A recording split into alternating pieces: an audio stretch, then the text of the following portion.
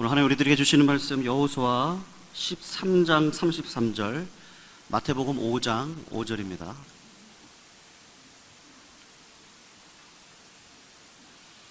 우리 같이 읽겠습니다. 우리 여호수아 13장 13절, 마태복음 5장 5절 우리 같이 읽습니다. 시작. 오직 레위 지파에게는 모세가 기업을 주지 아니하였으니 이는 그들에게 말씀하신 것과 같이 이스라엘의 하나님 여호와께서 그들의 기업이 되심이었더라. 아멘. 마태복음 5장 5절입니다. 시작. 온유한 자는 복이 있나니 그들이 땅을 기업으로 받을 것이며. 아멘. 우리 한 번 더 기도하고 주님의 말씀 듣도록 하죠. 영광 받으시기 합당하신 아버지 하나님, 오늘 우리의 인생은 날마다 승리로 이끄시기에 우리가 주님 때문에 기뻐하고 주님 때문에 은혜로우며 주님 때문에 평화를 누립니다. 오늘도 말씀으로 이 놀라우신 주님의 은혜를 만나는 시간 될 수 있도록 도우시며, 전하는 자 참으로 부족하나 오직 주의 은혜만을 의지하오니 하나님이 함께 하시는 말씀, 성령이 임재한 말씀으로 삼아 주시옵소서. 예수 그리스도의 이름으로 간절히 기도하옵나이다. 아멘. 우리가 여호수아의 내용을 계속해서 보고 있는데요, 여호수아에서 내용을 크게 두 가지로 나눌 수가 있습니다.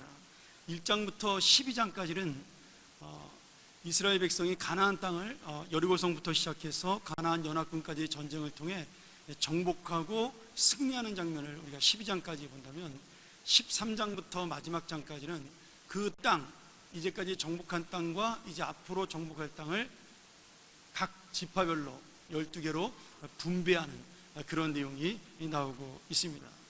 그래서 12장까지는 내용이 재밌습니다. 전쟁하는 내용이고 역사적인 기록이기 때문에. 13장부터는 굉장히 지루하죠.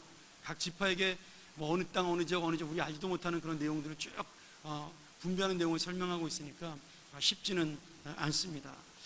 그런데 지금 하나님께서 이 이스라엘 백성의 가나안 땅을 정복하는 내용을 주시면서 많은 학자들이나 또 이 여호수아 설교하면서 이 여호수아서의 중심 주제를 가나안 땅 정복과 그리고 그 가나안 땅 분배, 지파별로 분배하는 내용이라고 생각하는 분들이 많습니다. 물론 그 내용도 틀린 것은 아닙니다. 그런데 사실은 이 가나안 땅 정복은 단순히 이 땅을 정복하고 승리하고 나누었다라는 이야기 정도의 의미가 아니라, 이 땅을 통해 1000년 동안 내려온 하나님의 약속이 어떻게 구체적으로 이루어지고 또 우리 인생 속에 똑같이 실현되고 있는가를 보여주는 내용이 담겨져 있다라는 거죠. 다시 말하면 하나님께서 이미 1000년 전에 아브라함에게, 그리고 800년 전에 이삭에게, 또 600년 전에 야곱에게, 400년 전에 요셉에게, 정말 상상할 수 없는 그런 먼 시대 때부터 이 가나안 땅을 이스라엘 백성에게 주시겠다고 약속하신 그 내용이 이제 눈으로 성취가 되어서 이 가나안 땅이 이스라엘 백성들에게 주어짐으로 인해서 사실은 이 가나안 땅의 주인, 다시 말하면 이 세상을 통치하는 그 놀라운 통치자가 하나님이라는 사실을 보여주고 있다라는 겁니다. 그러니까 우리가 단순히 이 땅의 정복 기사를 바라보면서 땅을 얻었다로 끝나서는 안 되고, 여기에 이 땅을 주신 하나님의 의미, 이 땅을 통치하시는 하나님은 나에게 어떤 분이신가를 깨닫는 것이 사실은 여호수아서의 더 큰 주제라고 볼 수가 있는 거죠. 그리고 이 땅을 분배하는 과정에서 이제 13장부터 각 지파별로 숫자에 따라 땅을, 어떤 데는 넓게, 어떤 데는 좀 작게 땅을 나누어 줍니다. 이미 그리고 이 땅을 분배하기 위해서 민수기서에서 모세가 죽기 전에 이스라엘 백성의 2번의 인구조사를 통해서 적절하게 이 땅을 나눌 수 있도록 그렇게 미리 다 준비를 해 놓았던 거죠. 근데 오늘 중요한 것은 이 땅을 분배할 때 여호수아가 13장 1절에 보면 그가 나이 많아 늙었다, 그런데 얻을 땅이 매우 많이 남아있다, 이렇게 설명을 하고 있습니다.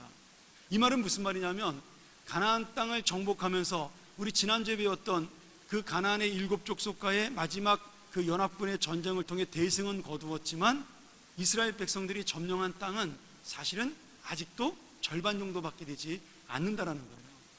그러니까 아직 가나안 북부 지방은 이스라엘이 정복할 땅으로 남아 있다라는 거죠. 그런데 하나님께서 정복하지도 않은 땅을 미리 이스라엘 백성에게 나누어 주시고 있다라는 겁니다. 이 말씀이 굉장히 중요하죠. 왜냐하면 지금 이 말씀은 과거의 약속, 1000년 전에 아브라함에게 했던 약속이 지금 현재 가나안 땅을 정복하면서 승리로 날마다 이루어지고 있습니다. 또 아직은 완전히 정복되지 않았지만 그 지파가 나눈 땅에 들어가서 완전히 그 땅을 정복함으로 인해서 하나님의 미래에도 그들을 인도하실 것이라는 그런 사실을 통해 오늘 우리의 인생을 과거와 현재와 미래를 인도하시는 하나님의 은혜로 우리가 살고 있다는 사실을 이 가나안 땅의 분배의 기사로, 땅 분배의 기사로 보여주고 있다라는 거죠. 그러니까 이런 의미에서 여호수아서의 가장 중요한 주제는 눈에 보이는 땅을 정복하고 또 어느 지파가 더 많이 차지하느냐 이야기가 아니라 하나님의 함께 하시는 인생은 축복된 인생이다. 그리고 하나님의 약속은 변하지 않는다는 사실, 그리고 이 땅의 주인은 하나님이라는 사실을 우리에게 보여주고 있다는 겁니다. 마지막 결론이 여호수아에서 어떻게 끝나요? 여호수아가 나이 많아 늙어서 이스라엘 백성들에게 유언을 남기는 장면으로 23장과 24장에서 끝을 맺고 있습니다. 너희가 하나님 말씀 앞에 잘 순종할 때 하나님은 이 땅에서 끝까지 너희들을 보호하시고 은혜를 베푸실 것이다. 그러나 너희가 하나님 말씀 앞에 불순종하면 이 땅은 다른 사람들이 들어와 이 땅을 차지하고 너희는 쫓겨날 것이다. 왜? 이 땅의 주인은 하나님이시기 때문이다. 지금 그 이야기를 하고 있다라는 겁니다. 오늘 우리 인생도 마찬가지라는 거죠. 어떤 사람은 땅이나 재산을 많이 차지한 지파처럼 남보다 더 많이 가지고 누리고 사는 인생도 있습니다. 뭐 어떤 사람은 남보다 적게 가져서 저처럼 평생 동안 땅 한 평 없이 사는 사람도 있는 거죠. 그래서 어떻게 보면 부족한 인생처럼 보일 수도 있는 겁니다. 근데 중요한 건 그 인생이 많은 것을 가졌느냐 아니면 적은 것을 가졌느냐가 중요한 게 아니라 지금 하나님이 그 인생 속에 함께 하시는 인생이냐, 지금 수많은 땅을 제일 많이 가진 유다 지파나 아니면 에브라임 지파가 더 하나님의 은혜를 많이 받았냐, 아니면 조그만 땅을 받은 단 지파나 아셀 지파가 더 하나님의 은혜를 적게 받았냐, 그런 의미가 아니라는 거예요. 지금 어떤 땅을 가졌던 어떤 분배를 받았던 그 모든 지파에는 하나님의 은혜, 하나님의 함께 하심, 그리고 하나님의 말씀 앞에 순종하고 사는 인생이냐, 이것을 보여주고 있다라는 거예요. 이것이 중요하다는 거예요. 내 인생 속에도 많은 것을 받은 사람은 더 많은 하나님의 사랑을 받고 축복받았느냐? 결코 아닙니다. 적은 것을 받은 사람은 하나님의 인생 속에서 더 적은 축복받고 더 적은 사랑을 받았냐? 그것도 아니라는 거죠. 하나님은 공평하시고 하나님은 변함이 없으시고 하나님은 신실하십니다. 지금 내가 하나님과 얼마나 가까이 있느냐가 축복인 것이지 눈에 보이는 그것이 나와 하나님의 관계를 결정짓는 것이 아니라는 겁니다. 오늘 여러분, 내가 어떤 인생을 살든지 그것이야말로 하나님이 책임지는 인생이라면 그 사람은 가나안 땅의 축복 속에 함께 사는 인생입니다. 그러나 아무리 많은 땅을 차지하고 살아도 나중에 이스라엘 백성이 하나님을 배신하고 그 말씀에 떠나서 산 인생이 되어 하나님에게 거역한 인생이 되는 인생처럼 살아간다면 아무리 많은 것을 가져도 그 인생은 불쌍하고 비참한 인생이라는 거죠. 자, 그래서 오늘 특별하게 이 레위 지파에게 주시는 땅 분배에 대한 이야기, 다른 지파와 달리 이 레위 지파에게는 땅을 전혀 주지 않았던 이 이야기가 오늘 너무나 우리에게 중요한 의미로 다가오고 있다라는 말씀이죠. 자, 오늘 우리가 읽었던 말씀 중에 여호수아서 13장 33절 한 번 더 같이 한번 읽어볼까요? 같이 한번 우리 여호수아서 13장 33절을 함께 읽겠습니다. 오직 레위 지파에게는 모세가 기업을 주지 아니하였으니 이는 그들에게 말씀하신 것과 같이 이스라엘의 하나님 여호와께서 그들의 기업이 되심이었더라.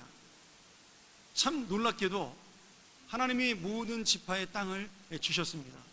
더군다나 요셉에게는 2배의 축복을 주셔서 다른 지파는 한 지파의 땅을 허락받았지만 요셉은 자신의 아들 에브라임과 므낫세 두 아들에게 땅이 분배되는 2배의 축복을 받은 거죠. 그런데 하나님의 제사와 하나님의 성막을 관리하던 레위 지파는 이 숫자에서 빠지게 됩니다. 땅의 분배에서도 빠지게 되고, 우리가 민수기서를 잘 읽어보면 인구를 조사할 때의 숫자에서도 레위 지파는 빠지게 됩니다. 그러면 여러분, 하나님께서 레위 지파에게 땅을 주시지 않은 이유가 무엇일까요? 레위 지파가 다른 지파보다 못하거나 하나님의 덜 사랑을 받아서 그런 건가? 그것이 아니라는 거죠. 자, 레위 지파에게 땅을 주지 않은 첫 번째 이유는 무엇이냐면, 이 레위 지파는 다른 지파와 달리 특별한 사명이 있기 때문입니다. 광야 생활을 할 때 레위 지파는 성막을 관리하고 제사를 담당하는 일을 했습니다. 물론 가나안 땅에 정착해서도 제사를 지내는 일과 성막을 관리하는 일은 여전히 그들의 사명입니다. 그런데 하나님이 이 땅을 분배하면서 레위 지파에게 또 하나의 특별한 사명을 주십니다. 그것은 뭐냐면, 가나안 땅 전역으로 흩어지는, 땅을 분배받아서 가나안 땅 전체로 흩어지는 모든 지파들 사이사이에 같이 살면서 그들에게 하나님 말씀을 가르치고 교육하는 신앙교육을 담당하는, 지금으로 말하면 목회자의 사명을 그들에게 주신 겁니다. 그러니까 예전처럼 이스라엘 백성들이 한꺼번에 모여서 제사를 드릴 수가 없습니다. 이제는 넓은 가나안 땅에 흩어져 사니까요. 그리고 그들이 모세에게 배웠던 것처럼 모든 사람이 한 번에 모여서 율법을 들을 수도 없어요. 인구도 많이 늘어났고 한 번에 모일 수 있는 장소도 허락되지 않았습니다. 이제는 각 지파가 흩어져 살고 있는 그 지역에서 제사를 직접 지내야 하고, 그리고 거기서 하나님의 말씀을 배워야 합니다. 그 역할을 감당하기 위해 레위 지파에게는 일정한 땅을, 정착할 땅을 주지 아니하고 각 지파 사이에 살면서 그들과 함께 하나님 말씀을 교육하는 목회자의 직무를 주신 겁니다. 그러니까 정확하게 말하면 레위 지파에게 땅을 주지 않은 것이 아니라 땅은 준 거죠. 근데 어떤 땅을 줬어요? 다른 지파에게 준 땅 중에서 다른 지파가 그 일부를 떼어서 레위 지파의 그 일부의 사람들이 살 수 있도록, 저분들이 우리 지파의 말씀을 담당하는 분들이야, 그럼 그분들에게 땅을 허락을 해준 겁니다. 그러니 실제로는 땅을 가진 거죠. 물론 농사는 짓지 않았습니다. 일주일 동안 성막의 제사를 준비하고 이스라엘 백성들을 교육해야 됐기 때문에 그들은 농사 지을 시간이 없었던 거죠. 그 농사를 짓지 아니하고 그 교육을, 신앙 교육을 받은 사람들이 믿음으로 드리는 11조의 곡식을 가지고 레위 지파는 생활을 했습니다. 지금의 목회자라고 보면 되시겠죠. 그런데 여기에 지금의 목회자와는 더 특별한 하나님의 은혜가 들어 있습니다. 자, 다시 말하면 지금 이 레위 지파의 말씀의 사명 속에 또 레위 지파를 먹여 살려야 하는 다른 지파 사람들 사이에는 하나님께서 특별하게 주신 은혜와 사명이 그 속에 있다라는 거예요. 사람들은 레위인이 드리는 제사와 신앙교육을 통해 하나님과의 관계를 유지했습니다. 레위인들이 가르치는 말씀으로 하나님이 누구신지를 알았고, 그리고 하나님의 뜻을 깨달은 거죠. 그 은혜를 받은 사람들은 그 은혜를 가지고 11조를 드림으로 레위 지파에게 양식을 가져다 준 것입니다. 자, 서로 간에 사명이 있는 거죠. 한 사람은 교육의 사명이 있고 돌봄의 사명이 있고, 한 사람은 그 사람을 인생을 또 책임져주는 양육의 사명이 있는 거죠. 현대교회를 비유하자면 문자적으로 볼 때 전문적인 사역을 하는 교육자의 생활을 책임지는 교인의 사명, 그 다음에 또 전문적으로 여러분을 교육하는 목회자의 사명, 이렇게 나눌 수가 있습니다. 근데 여기에 담겨있는 영적인 의미는 더 큰 의미가 있다는 거예요.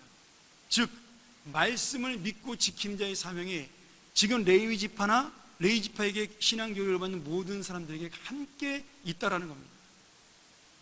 지금 레위 지파는 어떻게 살아요? 다른 지파 사람들이 가져다 주는 11조의 헌물을 가지고 삽니다. 그런데 그 레위인에게 교육받는 믿음의 사람들은 내가 하나님의 말씀을 듣고 믿음으로 순종하며 살았더니 오늘 하나님께서 나에게 부족함이 없는 복을 주시고 이 땅에서 풍요로운 은혜의 인생을 주시더라. 나의 인생은 하나님이 책임져 주신다. 이런 믿음으로 살게 된다는 겁니다. 그러니 지금 실제로는 땅에서 농사를 짓고 그 농사에서 나오는 농산물로 먹고 사는 것처럼 겉으로는 그렇게 보이지만 지금 레위 지파든 아니면 다른 지파 사람이든 믿는 사람, 하나님을 섬기는 자의 진짜 재산과 기업은 땅이 아니라 주님의 사명을 감당하는 삶이라는 거예요. 주님의 말씀 앞에 순종하는 삶이 그들의 진짜 기업이고 땅보다 귀중한 하나님의 주신 재산이라는 겁니다. 왜요? 이 모든 땅에서 살 수 있도록 허락하신 하나님이 계셔야 그 모든 것들이 주어지기 때문입니다. 여러분, 고대 시대에는 비가 오지 않으면, 뭐 우리나라 옛날 조선 시대에도 그랬습니다만은, 비가 오지 않으면 누구의 책임이에요? 첫 번째는 왕의 책임입니다. 두 번째는 누구의 책임이에요? 지도자의 책임이고요. 세 번째가 백성의 책임입니다. 그래서 한 달, 두 달 비가 안 오면 왕이 왕의 옷을 벗고 머리를 풀어헤치고 그 신 앞에 나가서 석고대죄하면서 기우제를 드렸어요. 예전에 무슨 오래된 드라마인데 태조 그 임금인가 뭐 이성계 나오는 그 드라마에서 그 이방원이 왕이 돼가지고 비가 몇 달 동안 오지 않으니까 자신이 형제들을 죽인 핏값으로, 자신의 반역으로 죽은 수많은 사람 핏값으로 비가 오지 않는다고 막 울부짖으며 회개하는 걸 제가 오래전에 드라마에서 봤던 기억이 나는데, 그게 바로 고대 사람들의 생각이었어요. 그 말이 뭐냐면 지금 이 비가 오지 않는 것이 하나님에게 달려있다라는 거예요. 당연한 거죠. 그러니 지금 땅을 가지고 있는 것이 내가 중요한 것이 아니라 이 땅에 열매를 맺을 수 있도록 하나님이 은혜를 주느냐 주지 않느냐, 그것이 더 중요하다는 겁니다. 여러분, 결국 땅의 주인이 누구라는 거예요? 하나님이라는 거예요. 비가 오지 않는 것은 어떻게 생각했어요? 하나님이 그 땅을 걷어간 것이라고 생각을 한 거예요. 은혜를 걷어간 것이라고 생각을 한 겁니다. 오늘 우리가 지금 이 말씀을 우리에게 적용해 보면요, 하나님이 나에게 주시는 모든 것, 지금은 땅뿐 아니라 나의 재산, 사명, 그리고 나의 은사, 내가 가지고 있는 지위, 이 모든 것도 역시 하나님의 사명을 감당하기 위한 믿음의 도구라는 겁니다. 목회자가 가지고 있는 모든 사명도 하나님의 종들, 하나님의 사람들을 돌보고 그들을 사랑하고 양육하는 그런 것이 사명이고, 여러분들의 사명은 저를 먹이 살리는 게 아닙니다. 여러분 오해하시면 안 됩니다. 여러분들의 사명은 내가 가진 것을 가지고 하나님의 뜻대로 사용하는 것, 그것이 여러분의 사명이라는 거예요. 왜? 내 것이 아니기 때문입니다. 이게 굉장히 이제 힘든 문제로 이스라엘 백성들에게 다가와요. 왜냐하면 광야에 살 때는 가진 것이 없었어요. 하늘에서 먹을 것이 직접 떨어졌습니다. 만나가. 그럼 누가 주시는 거예요? 하나님이 주시는 거예요. 내가 한 번도 노력하지 않았는데 밤에 불기둥이 퍽 일어나면서 따뜻한 난방이 됩니다. 얼마나 부러워요, 여러분. 에어컨도 없고 히터도 없는데 적정한 온도가 날마다 그들에게 주어지는 겁니다. 그러니까 이스라엘 백성들 마음속에 이 모든 것이 다 하나님이 주시는 것이 분명히 있습니다. 내 힘으로 한 게 아무도 없잖아요. 그런데 가나안 땅 들어가니까 제일 먼저 사라진 것이 무엇이에요? 만나가 사라졌어요. 농사지어야 먹고 삽니다. 집을 줬어요. 하나님이 땅을 주고 집을 주니까 집에 들어가니까 이제 내가 불을 피워서 따뜻하게 만들고, 여름에는 내가 창문 열어서 선풍기 사서 시원하게 만들어야 됩니다. 여러분, 그러면 이스라엘 백성들 마음속에 무슨 생각이 들까요? 옛날에는 모든 것을 하나님 주셨는데 이제는 내 힘으로 산다라는 마음이 생기게 되어 있는 겁니다. 여러분, 이게 정말 중요한 의미가 담겨져 있는 거예요. 사실은 예전이나 지금이나 하나님의 은혜는 변함이 없는 겁니다. 모든 것은 다 처음부터 끝까지 하나님이 주신 거예요. 우리가 쓰고 있는 이 에어컨, 선풍기 누가 주신 거예요? 삼성전자, LG전자에서 줬나요? 아닙니다. 하나님이 주신 거죠. 왜냐하면 하나님 주신 자원이 하나라도 없으면 그것을 생산하지 못하기 때문입니다. 근데 우리는 내가 약간의 내 힘이 들어갔다 해서 내 공로라고 생각하는 것이 있다라는 거죠. 지금 그 이야기 하는 거예요. 여러분의 사명이 무엇이냐? 이 사명을 감당해서 어떻게 살아야 되느냐? 내 것이 아니라는 고백하는 믿음이 있을 때 이 사명을 감당할 수 있다라는 거예요. 여러분, 이것은 비단 물질의 문제만 가지고 이야기하는 것이 아닙니다. 우리가 가진 모든 정치와 문화와 사회도 마찬가지예요. 하나님의 것이라고 인정을 할 때 내 마음대로 하는 것이 아니라는 거예요. 그러면 하나님이 무엇을 원하냐를 고민하게 된다라는 거죠. 그게 주님이 말하는 신정 정치입니다. 주님이 직접 다스리는 정치. 그것을 가장 잘한 사람이 누구냐면 다윗 왕인 거죠. 다윗은 항상 뭐라 그랬어요? 하나님을 왕이라고 생각하고 자기는 뭐라고 얘기했죠? 목자라고 생각했어요. 양을 돌보는 목자. 진짜 왕은 하나님이고. 그러니까 나라가 잘 된 거예요.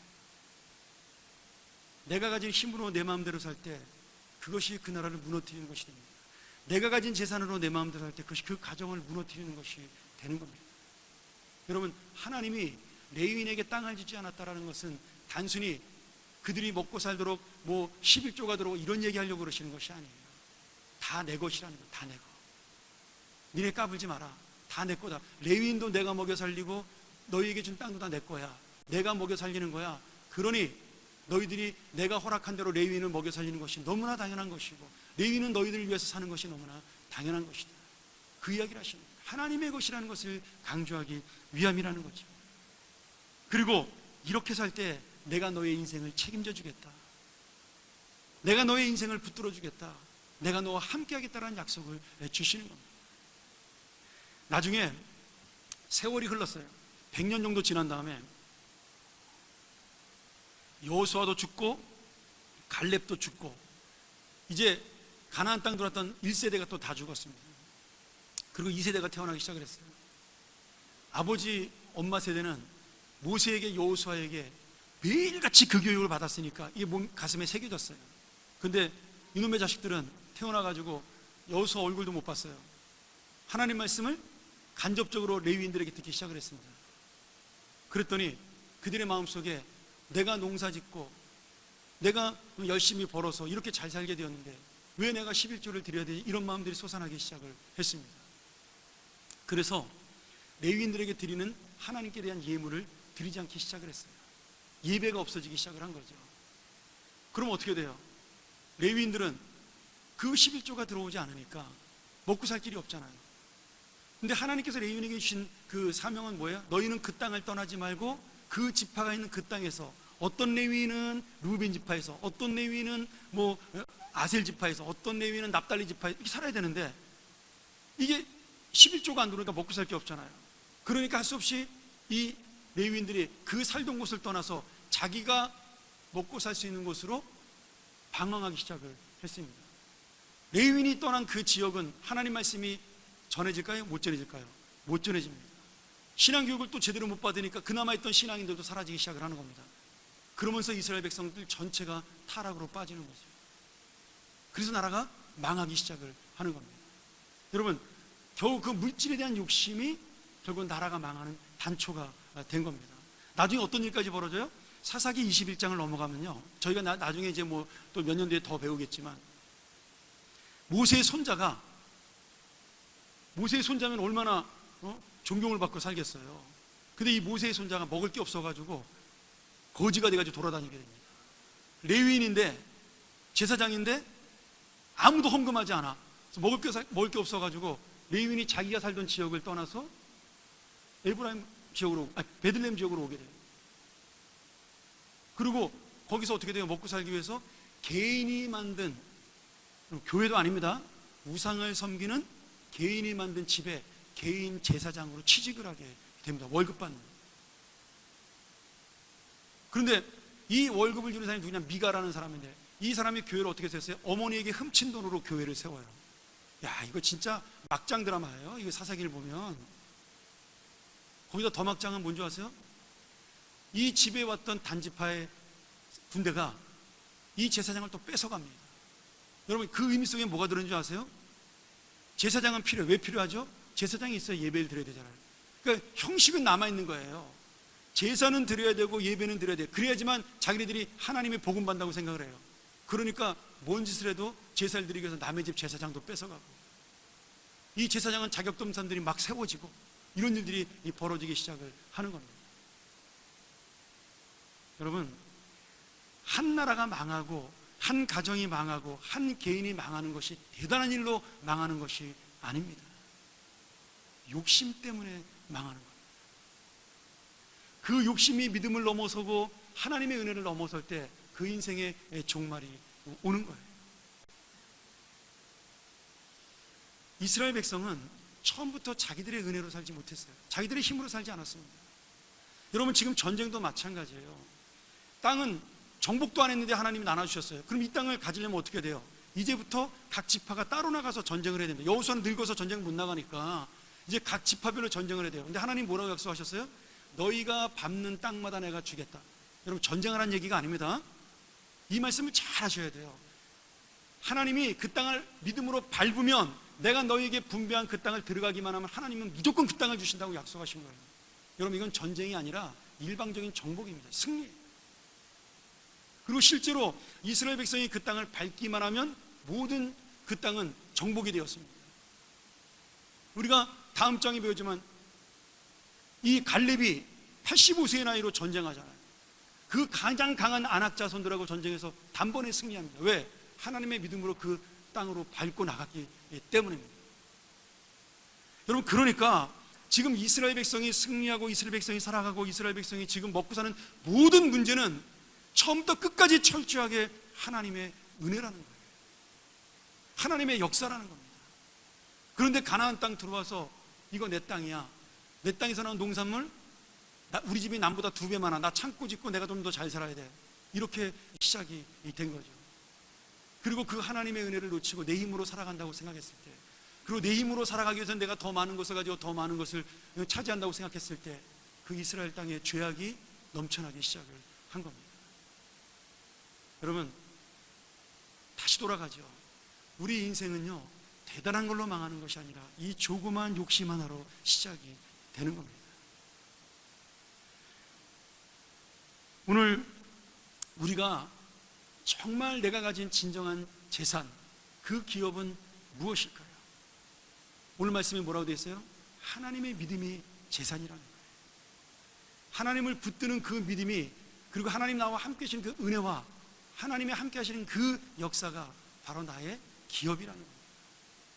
그것이 바로 레위인들에게 땅을 주지 않은 이유예요. 저들은 땅이 없어도 농사 짓지 않아도 나의 말씀으로 사느니라. 그것에 눈에 보이는 실체적 증거가 레위인이라는 겁니다. 근데 그걸 어떻게 착각을 했어요? 쟤네는 내가 먹여 살려. 이러면서 이스라엘 백성이 교만하면서 타락하기 시작을 한 겁니다. 그 먹여 살리는 농산물을 주님이 은혜로 주신 것이라는 사실을 깨닫지 못한 거죠. 오늘 우리가 하나님께 받은 그 모든 것은 다 무엇입니까? 하나님의 사명과 뜻을 이루는 도구입니다. 그 이상도 이하도 아니라는 거예요. 그래서 그 사명과 뜻을 이루는 도구로 이것을 사용할 때 하나님이 우리의 기업이 되시고 하나님이 우리의 책임자가 되어주시고 하나님이 모든 것을 지켜주신 자가 되신다라는 사실입니다. 오늘 우리 모두 이 사명을 이루는 놀라운 믿음의 성도가 되기를 주의 이름으로 축원합니다. 사실 오늘 여기까지만 말씀해도 충분한데 제가 한 가지만 더 말씀을 드리도록 하죠. 자, 두 번째로 하나님이 레위 지파의 기업이 되시기 때문에 레위 지파는 땅이 필요 없다. 이 말씀 중에 또 하나의 의미가 있습니다. 우리가 두 번째 본 말씀이 마태복음 5장 5절이죠. 이 마태복음 5장 5절을 우리가 온유한 자의 복이라고 그렇게 이야기합니다. 예수님이 팔복을 가르치셨어요. 자, 한 번 더 읽어볼까요? 마태복음 5장 5절. 자, 같이 읽습니다. 온유한 자는 복이 있나니 그들이 땅을 기업으로 받을 것이며. 이거 제가 몇 달 전에 금요기도회 때 한번 팔복 설명하면서 설명을 드렸는데 오늘 조금 더 자세히 설명을 드리도록 하죠. 자, 온유한 사람은 착한 사람 아닙니다. 남에게 뭐 이렇게 말도 못하고 이런 사람을 말하는 게 아니라 온유한 사람의 가장 큰 특징은 내 감정과 내 욕심대로 살지 않고 희생하는 사람이 이 성경에서는 온유한 사람입니다. 그런데 이렇게 살면 어떻게 되죠? 내 욕심 부리지 않으면 이 세상에서는 땅을 차지하는 것이 아니라 뺏기게 됩니다. 여러분 우리나라도 그렇잖아요.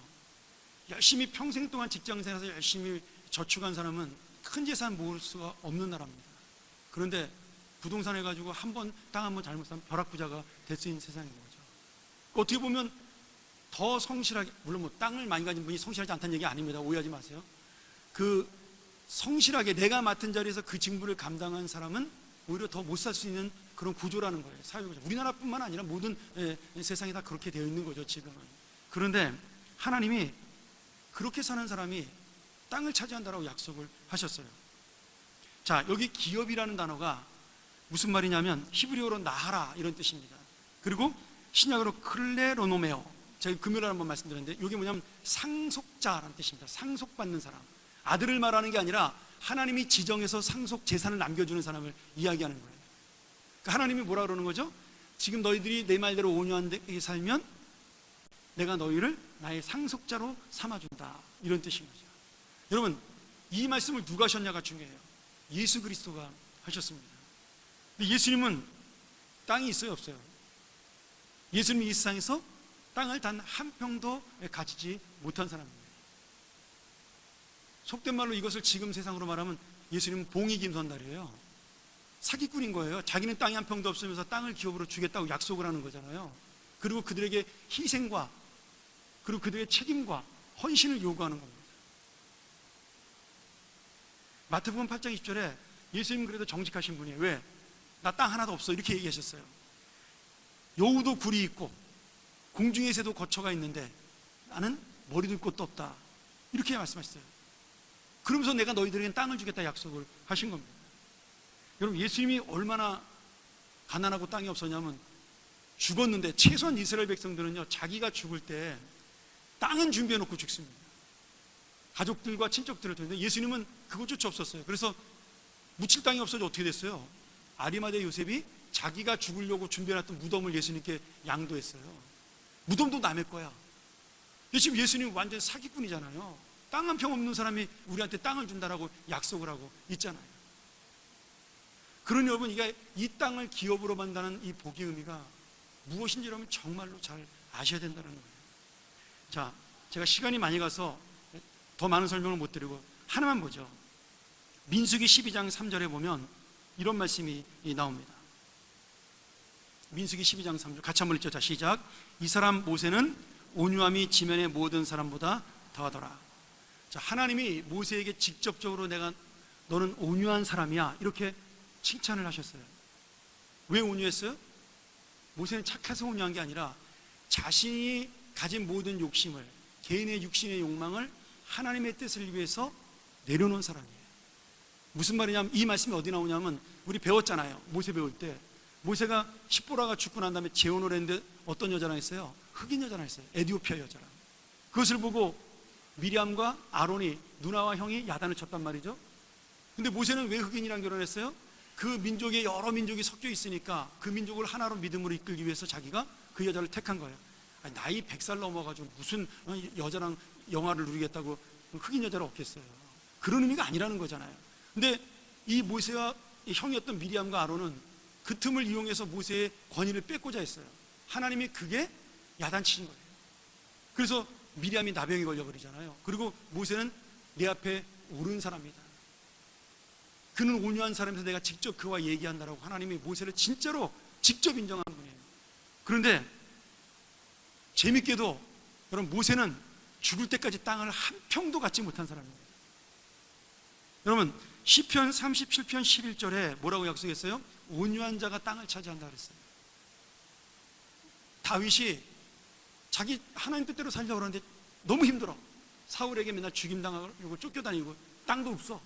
다 뺏겨가지고. 그래서 하나님한테 기도했어요. 하나님, 내가 왜 이런 인생 살아야 되나요? 저 악인들은 저렇게 잘 되는데 나는 왜 이렇게 살아야 되나 했더니 하나님 뭐라고 말씀하셨어요? 야, 그 악인들은 얼마 못 가서 다 아침 이슬처럼 사라진다. 베이는 풀처럼 금방 없어진다. 그러나 온유한 너는 땅을 차지한다. 이렇게 위로를 하신 거예요. 근데 성경의 약속은 분명히 신약이든 구약이든 온유한 자가 땅을 차지한다 그러는데, 지금 온유함이라고 인정받은 모세는 죽을 때까지 땅을 한 평도 차지하지 못했습니다. 심지어 자기가 그렇게 가고 싶었던 가나안 땅조차도 발걸음도 못 들였어요. 아니, 무덤조차 몰라. 이름 없는 산속에 들어가서 아무도 없는 곳에 가서 죽었어요. 그런데 온유한 사람이에요. 그러면 도대체 하나님이 말씀하신 땅을 차지한다는 복이 뭐냐? 우리한테 그 의문이 드는 거죠. 예수님도 땅도 없고 모세도 땅도 없는데 이건 뭐 하나님이 우리한테 가모니서라는 것도 아니고. 여러분, 그런 하나님의 깊은 의미를 우리가 알아야 한다라는 거죠. 자, 모세도 죽고 다 죽었습니다. 땅을 차지한 자가 다 죽었어요. 그런데 그 시대가 지나서 3200년이 지났습니다. 그리고 누가 나타나셨냐면 예수님이 나타나셨어요. 그리고 예수님이 십자가에 돌아가시기 전에 변화산에 올라가셨는데 그 변화산에서 누구를 만나죠? 모세와 엘리야를 만납니다. 거기서 무엇을 의논해요? 이 세상을 어떻게 구원할 것이냐, 예수님이 십자가를 지심으로 이 세상을 어떻게 구원할 것이냐를, 이 세상을 의논하십니다. 여러분, 지금 땅 한 평 없는 모세, 내려온 엘리야조차도 땅이 한 평 없죠. 그런데 그 모세와 엘리야와 예수님, 땅 한 평 없는 사람들끼리 뭘 의논해요? 이 세상 전체의 운명을 의논하고 있다는 거예요. 누가 주인이에요? 여러분, 진짜 주인은 등기할 필요가 없습니다. 하나님은요, 이 땅이 내 땅이라고 이 지구를 등기하실 필요가 없어요. 그게 온유한 자의 복입니다. 땅이 재미있는 뜻이 있어요. 이 헬라어로 땅이란 말이 개라는 말입니다. 개. 거의입니다. 거의. 발음으로 그렇게 하는 건데, 부동산으로서 땅이라는 뜻도 있지만 이 세상을 뜻하는 말입니다. 성경에 이 세상은 두 가지 의미가 있습니다. 하나는 뭐냐면 이 세상 전부를 의미하는 것도 있지만 또 하나는 사람을 의미하기도 합니다.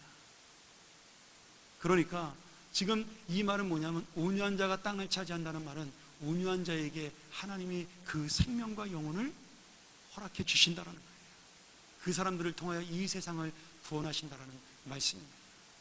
여러분, 이 말씀대로 모세는 땅은 한 평 얻지 못했지만 이스라엘 전체의 생명을 구원한 자가 되었고요, 예수님은 이 땅에서 땅 한 평 없는 분으로 사셨지만 이 온 세상을 구원한 인류의 구원자가 되셨습니다.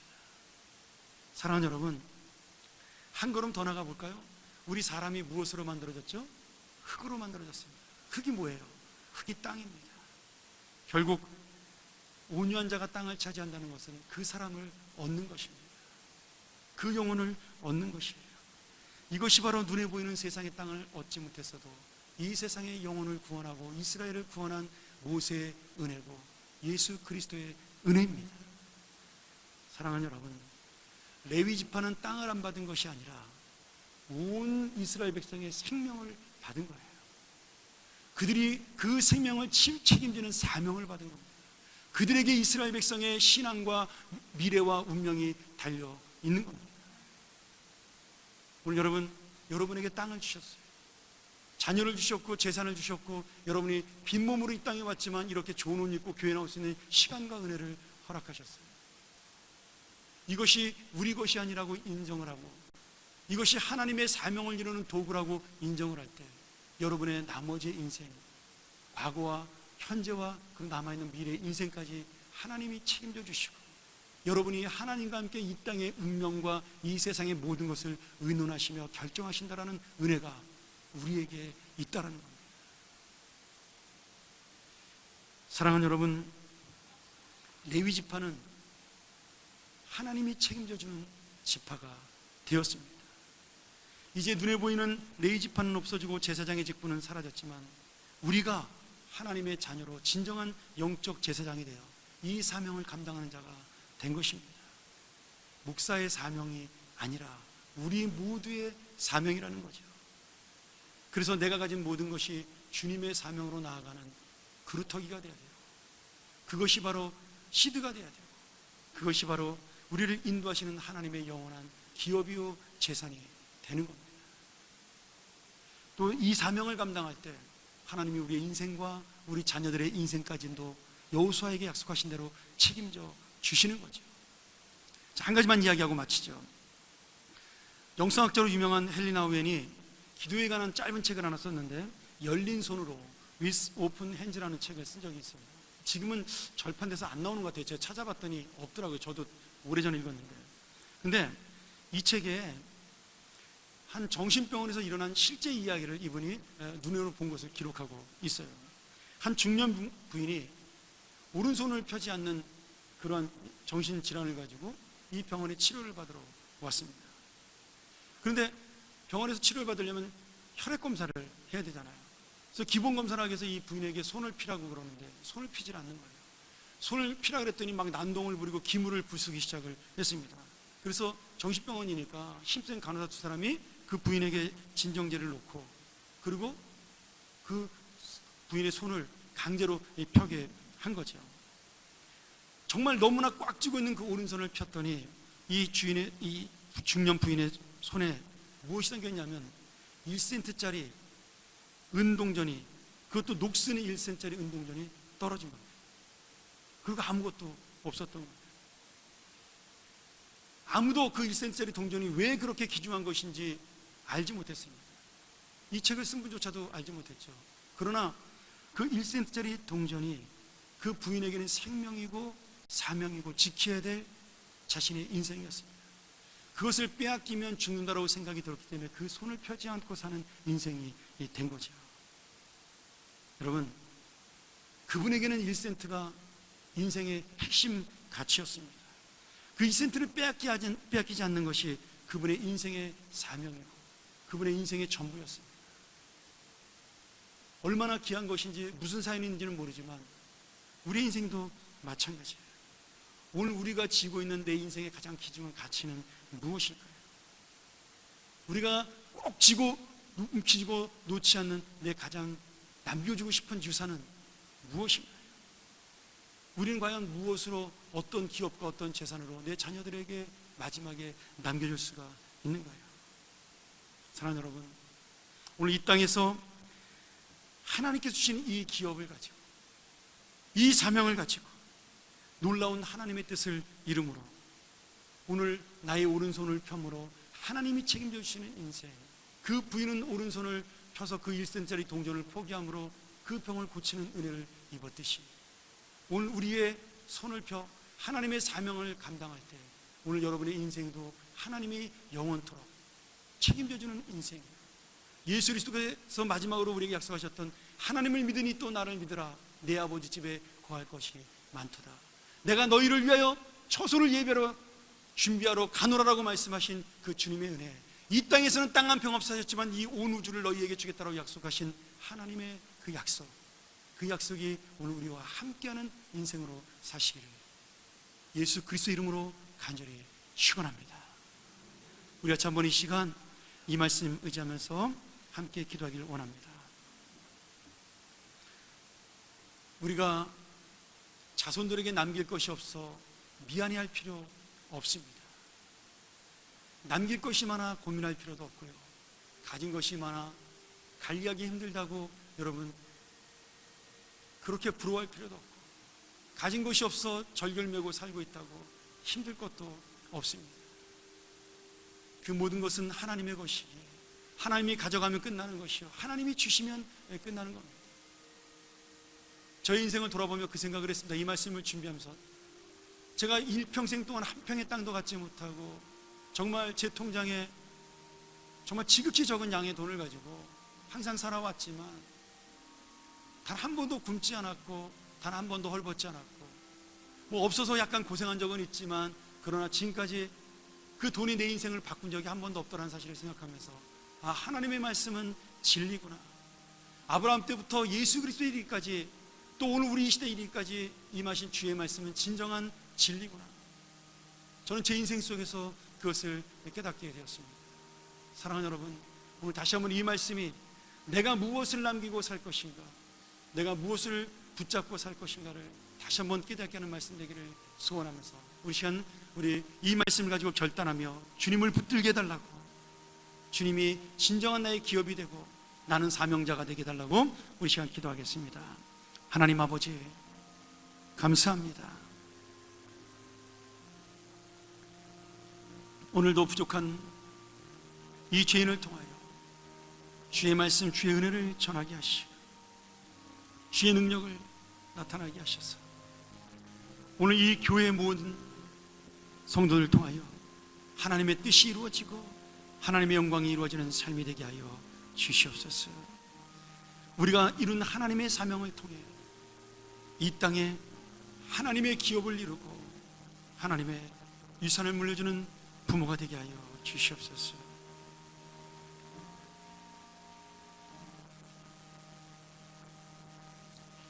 하나님 아버지, 오늘 이 말씀이 내 인생을 지키는 말씀, 내 인생을 돌아보는 말씀, 그리고 다시 한번 하나님의 사명을 생각하는 말씀이 되어 오늘 영원한 나의 기업 되신 예수 그리스도의 은혜, 이 온 세상을 나에게 허락하실 그 주님의 소망, 그것을 기대하며 바라며 살아가는 믿음의 시간 될 수 있도록, 믿음의 성도들 될 수 있도록 인도하여 주시옵소서. 예수님의 이름으로 간절히 기도하옵나이다. 아멘.